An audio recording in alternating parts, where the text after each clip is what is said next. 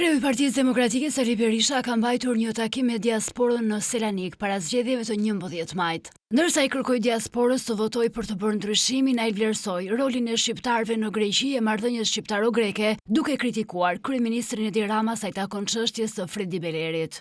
Vanjet midis shqive njohin gjithë ulje dhe zbritje, por duhet pranojmë miq, se akti i 2 viteve më parë i narkodiktatorit të Tiranës Edi Rama ndaj eurodeputetit Fredi Beleri është një nga aktet më të shëmtuara në historinë e demokracive europiane. Edi Rama përdori truket e vjetra të sigurimit të shtetit, përdori të njëjtit element për t'i rrëmbyer mandatin që i dhanë Fredi Belerit qytetarët e Himarës. Kritika Berisha pati edhe sa i takon inceneratorëve, tenderave, çmimeve të produkteve, nivelit të rrogave e pensioneve. Sipasi, programi elektoral i opozitës gjen zgjidhje për një sër problematikash që as vendi dhe oferta politike është e qartë.